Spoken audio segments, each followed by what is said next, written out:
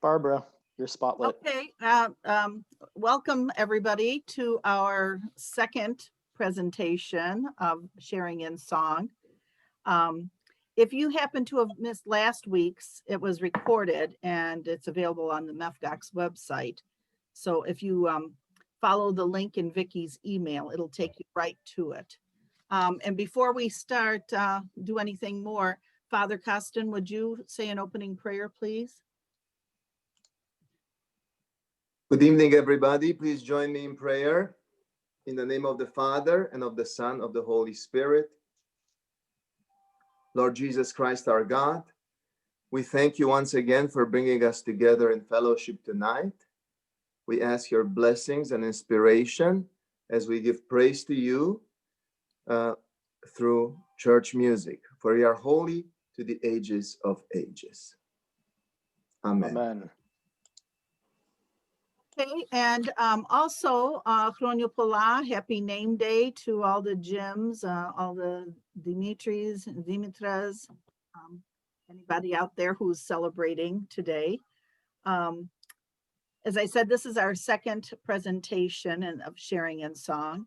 And this week, our director is Maritsa Kalasz from St. Constantine and Helen in Westland, Michigan. And she's going to do a piece from George Raptis. And the point of all of this is, you know, one reason is to just get everybody together because we all miss each other. We miss being with our choirs. And the other is just to, in a short way, share a piece of music that maybe isn't so common and not everybody sings all of the time. And to showcase some of our directors, and then they can put their twist on it, present it in the way that they would like to see it done. So with that, Maritsa, if you would tell us a little bit about your background, and then you can get right into it. Thank you. Thanks for the introduction.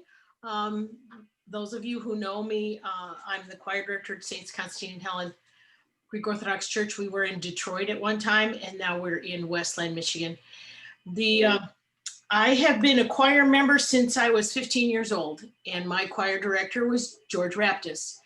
And the only reason he allowed me to join the choir at the time was because my father was coming with me, and my father sang tenor. So he needed another tenor, and so he gave me permission to join choir because my father and I were a package deal. So these the hymns that that are arranged by George, I grew up listening to, grew up singing, and whenever I hear them or whenever I conduct them in choir, it's really very bizarre for me, but in my head I hear the people who they were written for, the original group of singers. I can hear the tenor section from the choir I grew up with. Those of you who knew them, George Harry and Mr. Cordes, and was a couple of other ones, but those voices just, they're in my head. Con Carson's voice is in my head when we sing these on Sundays. These pieces are part of, this piece that we're going to do this evening is, the Greek is Angelos Evoa, which is done on Easter Sunday, and it's the Megalinarion. Am I right? Yes. It's the Megalinarion on Easter Sunday, and then for 4 Sundays before Ascension Thursday. So this is sung, this is a hymn that is sung that we all sing on those times. And I am hoping and praying that we will be preparing for Lent next year. And that's why I decided to select a piece that's from the Lenten season. The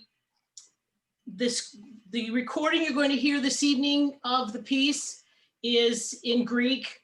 The piece of music you're going to see on the screen is from the English liturgy. So it's as with Angelos' English, George uses a little bit of Greek, then goes to English, then uses a little bit of Greek. Whenever there is repetitive text, as we all do everything in threes. So when it's repeated in the hymn, oftentimes George sets it in Greek, then he'll say it in English, and then he'll set it in Greek. So that happens in this hymn. Its English translation is "The Angel Cried to Her." It is, like I said, it's part of the standard service. It's part of the Divine Liturgy that George wrote in English, his transcription that he edited in English. The recording you're going to hear is from this particular recording. Those of you from the Detroit area might have them.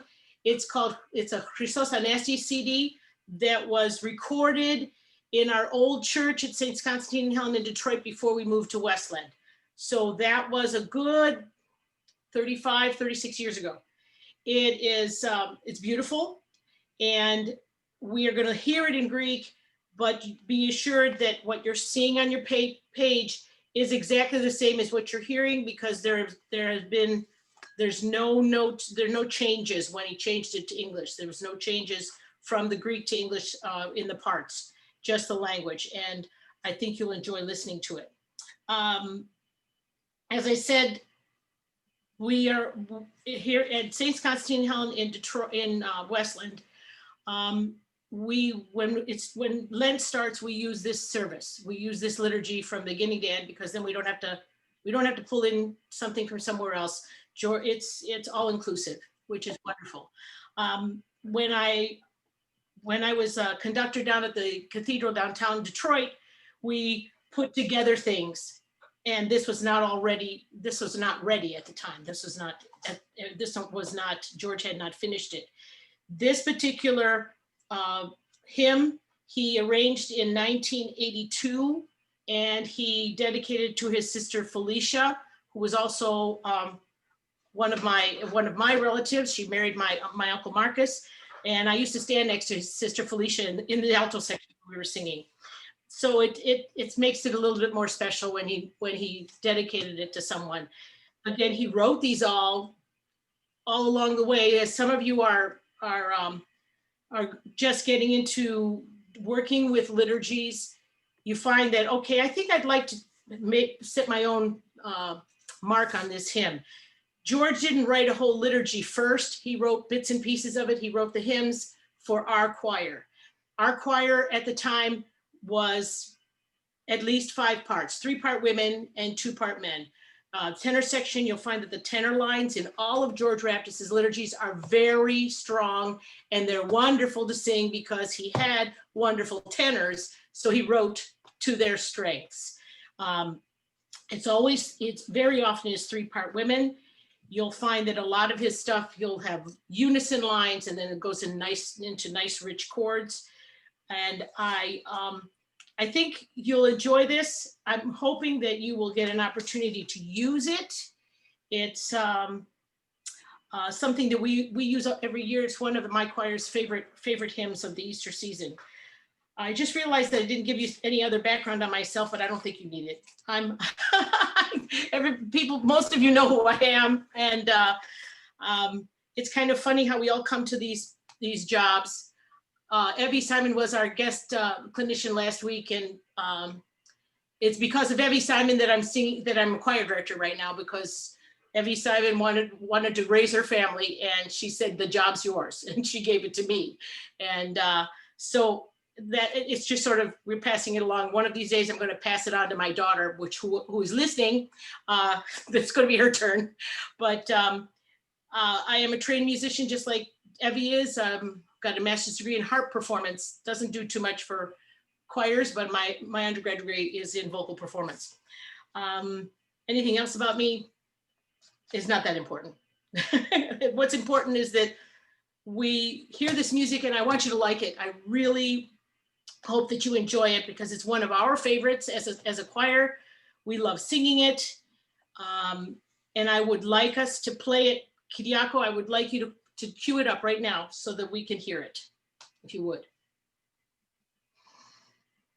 All right, you should all see the music, and then I'll have the volume adjusted as best as I can, but if you need to turn it up or down, please be ready to do so, just in case it comes out very loud. And I'll scroll as we go, so I'll try to follow along.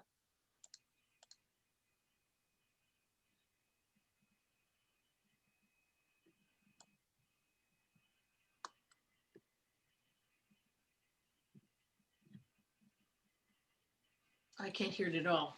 We're hearing. Not hearing anything. We can't hear anything, Kiriako. Oh, Are you muted? I'm not muted.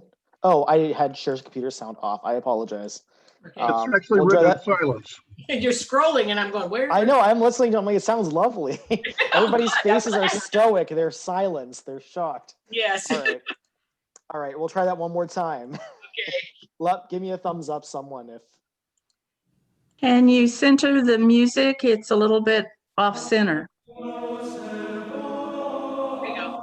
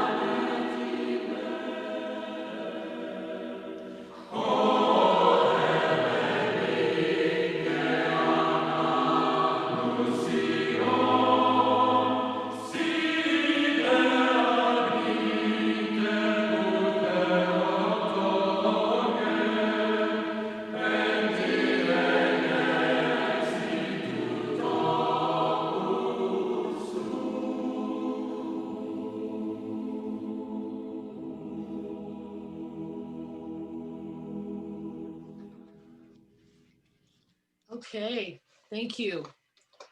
All right, so this piece of music, you'll notice that if you notice that there was many times that there was unison singing. There was men unison singing with women singing in Eson. Whenever you have those kind of situations, the people on the Eson need to be very soft because the men's part underneath is what's important. The part that has the melody line underneath is important. So it happens it happens 3 times distinctly that it's the women on an Eson and the men singing the melody underneath. So the women, our choirs tend to be more women than men, the women need to back off and they need to be listening, which is the number one thing as choir members, is that not only do you need to be able to sing, but you need to be able to listen. You need to be able to hear the person next to you. You need to be able to hear where the parts are, which is very important. Kiriako, could you please put the page 1 up on the screen again? Thank you. As you'll see at the beginning, the very beginning, the women start out with an Eson, and it's an O or an U, something soft, and you'll notice that it says double piano. Double piano means very soft. Piano is soft, double piano is very soft. And then you have the gentlemen in the English version, they come in with the bit of the chant, "O Angelos, Evoa." It's the statement. When you sing this together, you have to be sure that you're listening to each other so you sound like one voice. Have to have as much of a chant sound to it as possible, a straight tone. No, not a lot of vibrato, so that we can just get that setting of the stage. You'll notice this happens to be a copy of my copy, excuse me. I have a fermata over the last note of the men, because ultimately the women are not ready to start right on the angel. So what always happens is that I hold the gentleman and I say, don't go to the next measure until the ladies have started, because they're taking a breath and then starting. So there has to be a little bit of give and take there in the third measure. As you go down and you see the second line of the music, again, the women are on an Eson, rejoice, parthene, and then the men have the melody underneath. In George's music, in his liturgical music, and in both the English and the Greek, you're going to find that if there's a comma, if there's a comma in a spot where it is a longer note or something, you can breathe there. In case of this second line that you see, her who was filled with grace, exclaiming, you don't breathe at that comma. But on the next line down, third line, you, after maiden, you could take a catch breath. The gentleman can take a catch breath before the again. You don't have to take a breath every time you see a comma, but you do not take a breath unless you do see some sort of comma. You'll see the commas are written into the music before each one of the phrases begins. After that second time that the men sing a melody with the eson, then we are in unison. Notice that the dynamic is forte. Above, the dynamic was mezzo forte. Men were medium loud, women were soft. Then when we're all together, because thy son is risen from 3 days of entombment, we're singing forte, and it starts in unison. So you have to be listening to one another so that you can hear that you're all moving together. Get to risen, and that's when we go into 3 parts. Notice that from that because to entombment, there is not a comma, there is not a breath, which means you need to stagger your breathing so that you can make it all the way to the end of the phrase.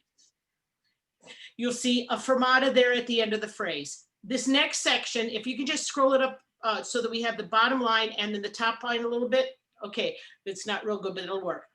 You notice that we have the Greek and the English again.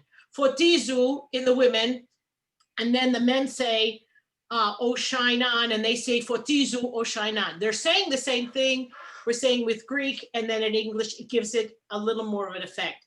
I also always feel that this part at the fotizu, because it's 3-part women like that, it's not, that sounds like the angels. They're saying shine on, oh shine on New Jerusalem. But to me, those the 3-part women going up and coming down, it sounds like they're the angels, the angel chorus that are saying, light up the city. Okay, so then we go on to the next line, thank you. And again, so the fotizu, the men are giving the statement, oh, shine on. Fermata, that's that little curve with the dot in it, the bullseye, the bird's eye with the dot in it, that's a fermata, that's gonna wait. Okay, then we go on and look, it's forte again. But what happens is we are singing in unison. So forte in unison, because we're all singing the same thing, it's going to be louder anyway. Okay, because you're all singing the same thing, it's going to be louder. Remember that when you're singing in unison, it is a stronger sound. Whether it's forte or mezzo forte, it's going to be a stronger sound. And then we decrescendo down to the Jerusalem. In the recording that you heard, this phrase had a rallentando here and stopped. Now, and then the next phrase immediately crescendos into a double fortissimo over the word the. This is a spot that when you're singing in English, be very careful. The vowel E can get very bright and nasty. So in the Greek, it's not an E sound, it's ah there. I believe the vowel is an ah. I don't know what the word is right there, but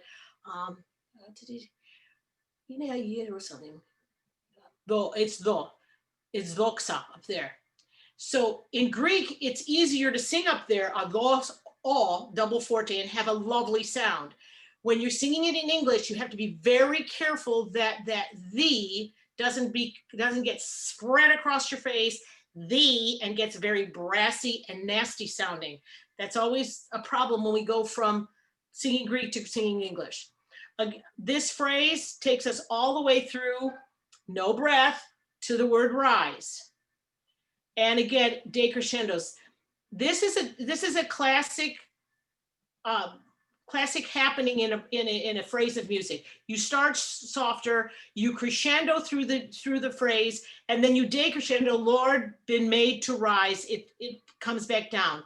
And on the word rise, it comes back down even further. The ladies stay on that note, and the men take it even down, da da, and they make it even less. Okay? Then we're back to forte. Dance now with joy, and may Zion be glad. Then again, ladies on an eson, siagni theotoke in Greek, but still, it's the same note across. You cannot oversing the men who are singing, sing and rejoice, puris theotokos, at the resurrection of thy beloved son. Notice how, what the extreme is from dance, where we were at forte, and we are just exclaiming, dance with joy, and sing and rejoice, puris theotokos, at the resurrection of thy beloved son. Meaning you're slowing it down. There's no tempo marking here, but because it's the end of the phrase, you're decrescendoing down to 2 P's, pianissimo, 2 P's, very softly down to the end. So when you're rehearsing this, let's go back to the top, please, Kyriako. You want to take out with your choir, depending on how many men you have, the men, you need to rehearse these single lines by themselves. Oh, Angelos, Evoa. And then the one on the next line down, rejoice, O purest maiden. Okay, again, you need to take those out and just rehearse them by themselves, the men alone, so that they are listening to one another and so that they can get as pure and as straight a tone as possible, of course in tune, but that they can be as expressive as possible all by themselves, because the ladies are just singing a pedal tone. Now, if you are short on men, which is many choirs are, everybody's got situations like this. These parts, these melodic parts in the men's part, if you have a good alto who has a low range, altos can sing this with the men, but there's one big but. I am an alto myself. Be very careful when putting altos this low in their register, because they will want to sing really heavy. And what happens is they end up singing flat and they don't blend well with the men. So if you're going to put altos with men to sing these lines by themselves, to rehearse it, the altos have to keep their sound as light as possible and try to blend with the men as much as possible. But they have to keep it light, because the women's tendency is to go down into their chest voice and make it real heavy. This will not work. It'll bring down the pitch so that it's flat, and it will not blend with the men. So we want to take those parts out, the parts that are the unison parts, those parts. Go to the next page, Kyriako, please. And you see this happens again on the 1, 2, 3, 4th line. Sing and rejoice, puris theotokos. So that's a high note to start with. It starts on an E. And this is where, if you want to use your altos, they're going to help that. The thing is though, look at that note, and the women are singing the same note on the first note. So if you have men that have trouble hitting an E, don't worry so much about it. Don't let them push it and make it, you try to push it out to make it louder, because the women are singing the same note, and they're singing it on C, and you're singing sing. So they're singing basically the same syllable, as close as possible, same syllable, and they're on the same note. So as you move away, you can fill in and support more of the sound, but that first note, you're in unison with the women, so don't be concerned about being sure that you hit that ba-da-da. It's going to be, you don't want it to be ugly, okay? The women are singing the same note with you. Be assured that we're going to hear the note, and that as you move down, we will hear the rest of it. The next thing I would want you to rehearse on this, could you scroll down, back up to the top, sorry, Kyriako, back up to the top, is the parts now that are the women that are in 3 parts. The angel cried to her who was filled with grace, exclaiming. Now, I know that not all choirs can have opus prepi, alto, second soprano, soprano, but your sopranos can sing both first and second soprano, whether they realize it or not. Second soprano is not low. Sometimes you get sopranos who say, oh, I'm just a soprano, I can't sing any other part. Yes, you can. But it's a matter of warming them up. This section with the angel cried to her was filled with grace and exclaiming. This is very, it's in triads. It's very easy chord progression. Do, mi, sol. The angel cried to her who was filled, and do, mi. The angel cried to her who was filled. The bottom note, do, do, do. Approach it like a chord of do, mi, and so, and we can tighten up that part where you go into triads. Actually, it might even work if you were to rehearse your people, if you would rehearse it with solfege, okay? So that you're, and of course, I probably sang it major. Of course, remember that it's a minor chord. Good, Maritsa. But try to practice in those three parts. We're used to singing harmonies in thirds. So that wouldn't be, it's not so hard to just add another new note about it. This is not hard harmonies. The angel cried to her. It happens again, scroll up please, Kiriako, on the fortizu, which is the angels. It's just a chord, chord, chord, chord. That's it, 3 parts. That's it. You know, that's all it is. So the 3-part is not difficult to hear or to grasp. All right. Let's listen to it one more time. Thank you. If you want to sing along, go right ahead. I'm sure you can hear the parts.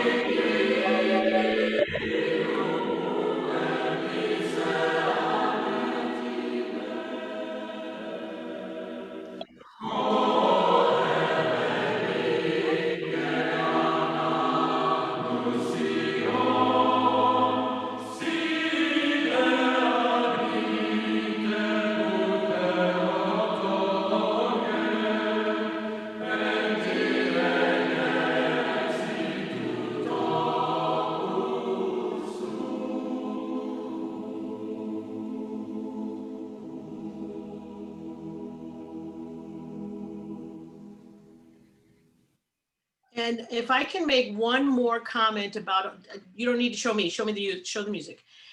Please be sure that when you're singing, I know that we're all used to hearing, we are all comfortable. Most of us are comfortable singing in Greek and we speak in English, but we do not sing the way we speak. And it's really important that when you look at these words, that your congregation is going to understand what you are singing. So you have to say Theotokos, at the resurrection. You have to enunciate when you sing in order for your congregation to understand what you're singing. The worst thing in the world is going to be if somebody says, God, that was a beautiful hymn you sang. What language was it in? Oh, that's the worst. That's the worst. We have to be very conscious of enunciating, and not just in the English when you're looking at this English, but we become, as I said, we're so very comfortable singing in Greek that again, there too, we're not enunciating when we sing in Greek. We're not saying Kyrie eleison. The K in Kyrie eleison should explode, but it's not. And things that when we have to be aware of what our consonants are so that the people who are listening to us and who are helping, we are helping them in their worship, understand what we are saying. Always have to remember, you do not sing the way you speak. It would be really ridiculous to speak to someone over enunciating every one of your consonants. But when you sing them, you have got to have those consonants there. I hope you enjoyed this piece. This is a beautiful piece of music. It's very accessible because of the fact that there's all these beautiful chant lines.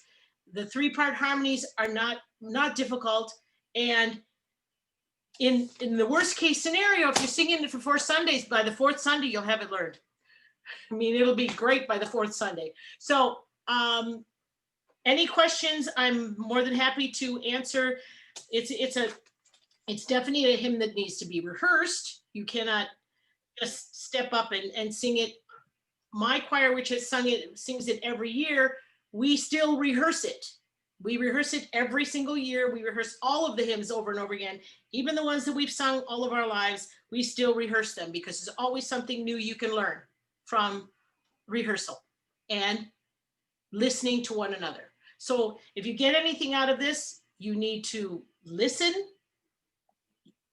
sing, of course, but you need to listen also to the people around you, to the music that is happening around you, to yourself. And if that means putting your finger in your ear, trying to hear yourself, go right ahead.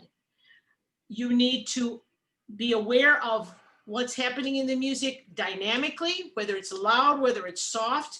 You have to be watching your conductor so that you can see if where the rallentandos were going to be, where the retards are, where they're going to cut off and let you breathe, or where they're not going to let you breathe.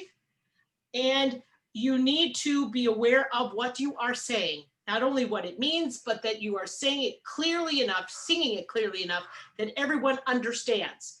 The only medium that you can get away with not over enunciating all of your consonants, as far as I'm concerned, is in opera, because opera is about the sound. When we go to church on Sunday, these are hymns that are telling a story. These are hymns that are telling us something. We need to be able to give that to our congregation. So I'm getting a thumbs up from my husband. He's listening from the other side of the wall. Okay, anybody have any questions? As I said, this is available. This is part, and there's lots of beautiful hymns in here from the Divine Liturgy of George Raptis. This is the one in English. And we can get you a contact information in order to order it if you choose to. Right now, George's wife, Vespina, is very ill. She's in hospice, so her family is pretty much focused on that right now. So it would be a while. But Easter, we'll all be singing again at Easter, right? Please, we'll all be singing again at Easter, I hope. Are you currently singing now? No, we are not. Okay. No, we as far as my feelings are, we have a choir loft. I don't know who the question came from, but we have a choir loft, and even 6 feet apart is not safe, and it's not safe. It's not safe to sing. And where our numbers, the numbers in, I don't know about your states in particular, but in my state, the numbers are going up again. So there's just no question. It's not something we're going to do for a long time. Maritsa, this Yeah. is Vicky. Yeah. A couple of other questions came up related to the availability. And if people have questions, you can add them in the chat box because I've been monitoring them too. Where you showed us George's book of liturgy music in English. Is there also a book of music for the Greek? It's no longer in print. Oh, So how do we? Oh, no, you can get the only thing that they're printing is the English one now. The Greek one is no longer in print.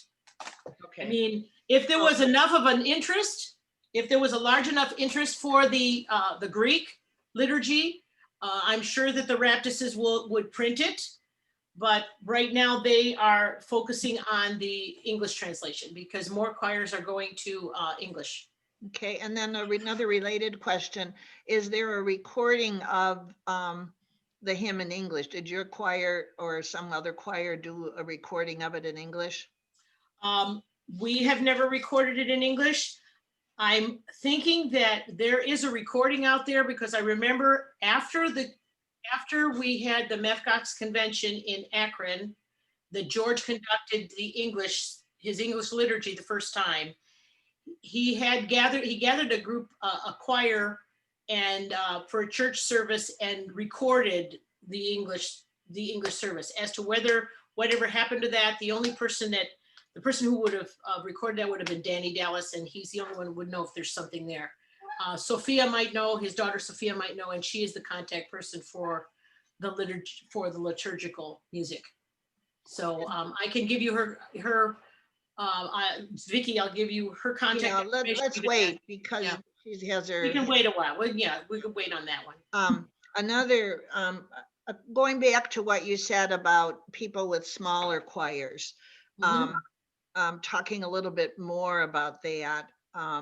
And especially if you only have one or two men, you did mention about finding an alto.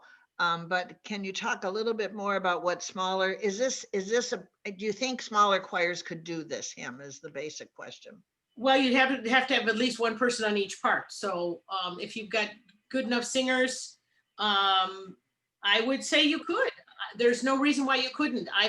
We've done it on a Sunday morning with 8 people, 10 people. It's a matter of how you train your people.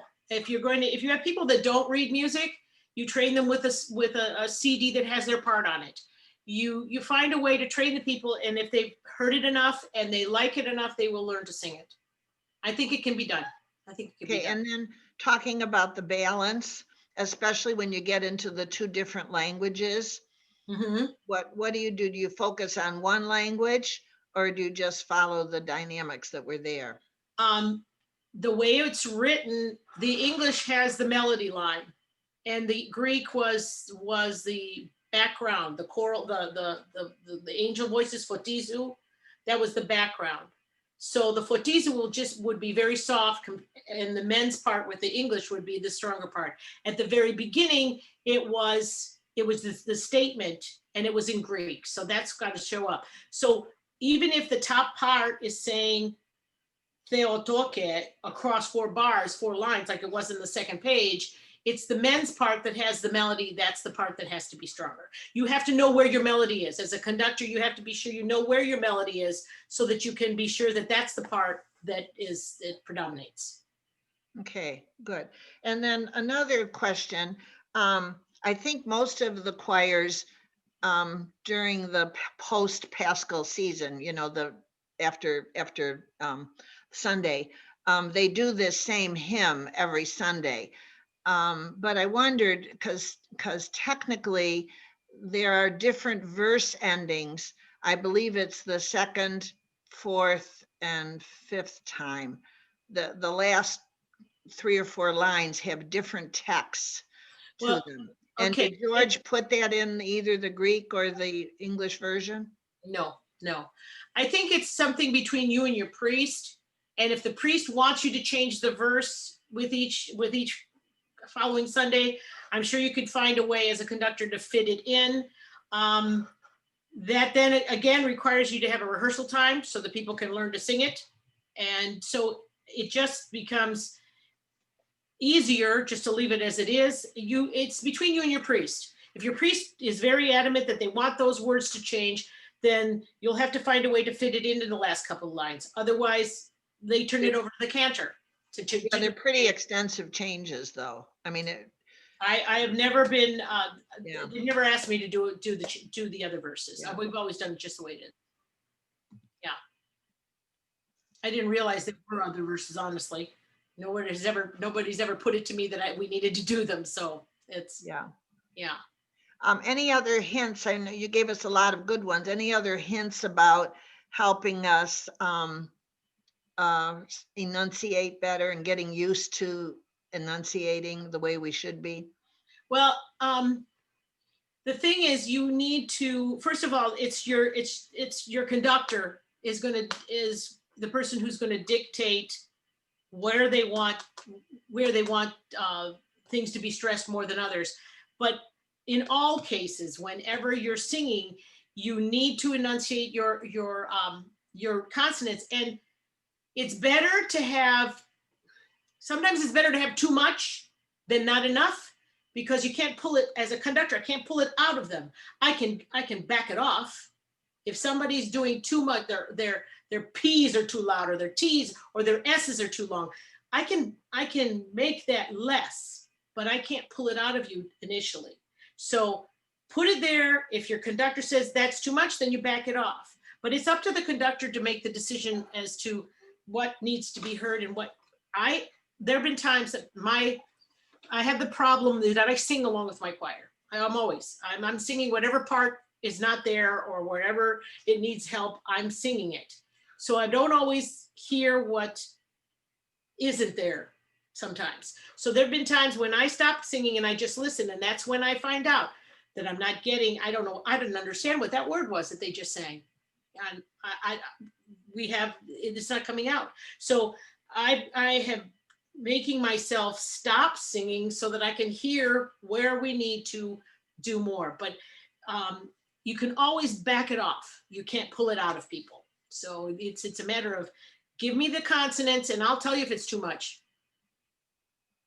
Because otherwise it sounds like mush, doesn't sound like anything at all. And we want them to understand what it says, what we're singing. Any other questions? No, we have, there's someone gave a suggestion that I can answer, suggesting that at the end of the series that we publish the entire list of hymns covered with the contact people, and we are planning to do that. That's a good idea. I will say that within a week or so, this workshop will be up on the MEFGOC's website, and it's the link that I gave you on the invitation. And we'll try to get the contact information up as soon as possible too. Okay. Any other questions? Can I ask you a question? You're talking about enunciation, proper enunciation, but quite often the melody, the altos and sopranos, the verbiage, the words are different from the basses. So when you juxtapose those, the enunciation is lost. Nobody knows what you're saying, because the sopranos and the altos say one word and the basses say another one, and at the same measure. Mm-hmm. I understand what you're saying. That is the conductor is the one that's going to give you the go ahead is what is more important. If the conductor doesn't want the soprano enunciation to be louder, or sometimes they both got to be exactly the same. So it's the conductor's responsibility to mold that the way he or she wants it to sound. Okay. But we have to enunciate no matter what part we were on. We have to enunciate. And oftentimes when the basses are in their lowest range, it's hard to enunciate because it's really low. Sopranos in their high register, it's hard to enunciate. But if we're all singing the same word, when the sopranos are really high and the basses are really low, the other people, if they do all of the enunciating, the sopranos and the basses can worry about staying on the vowel sound and getting the pitch right. Because then the word is going to come out via the altos and the tenors. Do you understand what I'm saying? Yes, yes. Oftentimes I have my sopranos not do the consonants at all because it's too high. Just sit on the vowel sound, because the altos are singing the same word you are, and they will provide the consonants. And unfortunately, our churches, the construction, the ambient sound is not conducive to, if you are on the floor and the choir loft is up high, you don't understand, no matter. And that makes it even more important that you enunciate because of the fact that I'm getting something on my screen. That makes it even more important that you enunciate because of the fact that you're so far away that it's not going to come across if you're just enunciating enough for the conductor to understand what you're saying. You have to be enunciating enough so that people downstairs can understand what you're saying too. So that's important. It's important. There is a technology which unfortunately many of our churches have not implemented. There's something called a T-coil. The demographics show that the American people become older and older and older, and they're losing their hearing. Now they have hearing aids. They have hearing aids now. The hardware inside the hearing aid can pick up by induction the sound. Not you eliminate the ambient sound, you get pure sound. It costs about $30,000 for a big cathedral, but that's a technology that most of our people don't know it exists. And here you see an entire floor full of people, all people like me, and they sleep on the pews because they don't, it's too much ambient noise. Yeah. Well, not too much we can do about that. Okay, I want to, I'm going to. I recommend a lot of people should go to Google and Google T-coil and learn about, and if they know what they even have an example before T-coil or after T-coil. Once they become cognizant of the benefits, then they can push the parish council or the clergy slowly to implement the technology. Something to think about, yeah. Maritsa, before we end, I know we promised you we'd keep these sessions short and sweet, but we'll also let you know before I turn it back to Barbara that we'll stay on as long as you want to be there. But for those of you who might want to leave, we would ask you to just fill out this. In fact, everybody can do it now and then stay. We just wanted a little bit of a feedback poll that I'm going to show you right now. And there are only 3 simple questions so that if people have to leave, they can leave. But if people want to stay and talk with Maritsa a little more, we'll stay on as long as you want to. So Barbara, while we have the poll up, would you like to tell a little bit about next week's? As a matter of fact, we have our guest clinician for next week with us here, Kirsten Shaw, who was originally one of our people from MEFGOX. She conducted the choir at Holy Cross in Farmington Hills for many years. And then she left us and moved to Texas. And so now she's a choir director in Texas, and she will be our guest clinician. And Kirsten, if you could unmute and maybe share with us what you plan to do next week. Sure, and I apologize. I literally just walked in the door and turned on this meeting from school, so I'm sorry. No, that's okay. I That's put you okay. on the spot. No, that's okay. I didn't want to get stuck at school until after, so I thought I'm just going to run home. I will be presenting Chrysanthi Therianos' arrangement of the Thrice Holy Hymn, which is not actually published yet, but she has given me permission to use it. Or it's not, yeah, I guess it's not published, but there is a recording as well. And I think that people really, really enjoy it. And actually the recording that I have of it, the Denver Cathedral Choir recorded it, and the clergy on it is Father Chrysostomos Gilbert, who is the new spiritual advisor for the National Forum. So it's kind of fortuitous for that, in that sense as well. So, and for those of you who don't know, Chrysanthi is one of the 3 Icona sisters. Yeah, right. Oh. So I really think you'll enjoy it. It's a really great recording and just a really nice piece. So. Okay, well, thank you. We look forward to that Kirsten. Thank you. And again, as Vicky said, this recording will be on the website. And if you missed last week's, you can see the one presented by Evie last week. And each week we'll add them. And you can kind of navigate through our website, the MEFGOX website, but the easiest way is go back to Vicky's email and just click and it'll take you right there. Click on the link. So and we hope you enjoyed it and we hope you'll come back next week. And as Vicky said, if you'd like to stay and ask more questions, chat with Maritsa or each other, we'll stay on as long as you like. If not, good night. Hronio Pola to all the Dimitras, and see you next week. I would like to say hello to Anne-Marie Kukios, who was directing our choir